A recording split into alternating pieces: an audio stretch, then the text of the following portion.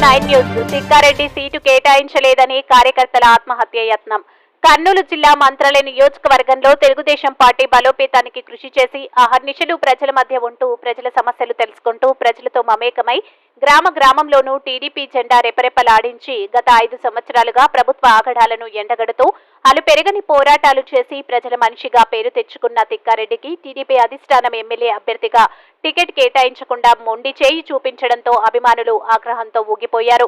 నియోజకవర్గంలోని కోసిగి మండలంలో వాల్మీకి సర్కిల్ నందు టీడీపీ ఎస్సీ సెల్ నాయకులు సల్మాన్ ఆధ్వర్యంలో అభిమానులు పెద్ద సంఖ్యలో చేరి ఒంటిపై పెట్రోలు పోసుకుని ఆత్మహత్య యత్నానికి ప్రయత్నించగా పక్కనే ఉన్న కార్యకర్త నిలువరించారు.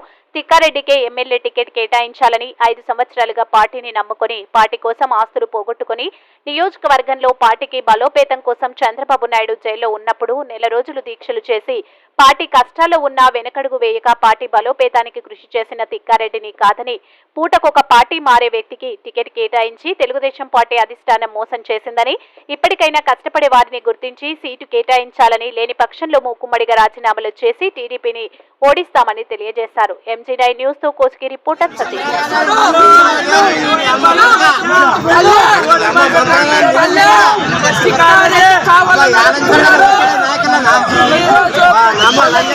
కావాలని అడుగుతున్నారు కానీ మీరు వైసీపీ పోగొట్టుకున్న వ్యక్తికి ఇచ్చారో తెలియదు. ఆలోచన చేసుకుని మీరు వైసీపీ పోగొట్టు టికెట్ ఇచ్చారు. దయచేసి మీకు నొక్కి చెప్తున్నాను చంద్రబాబు నాయుడు గారు, నేను ఐటీడీపీ అధ్యక్షుడు. టికెట్ అన్ని విభాగాలు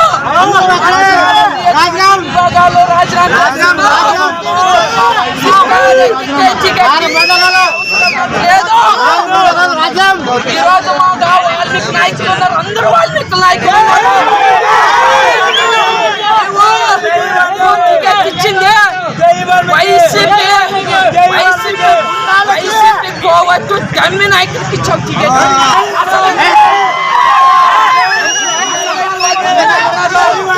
దయచేసి చెప్తున్నాం చంద్రబాబు నాయుడు గారు, మీరు పునరాలోచన చేయండి. లోకేష్ గారు పునరాలోచన చేయండి. మేము తెలుగుదేశం పార్టీకి రుణపడి ఉన్నాం కానీ మా అధినేత మేము జెండా ఎగరేసి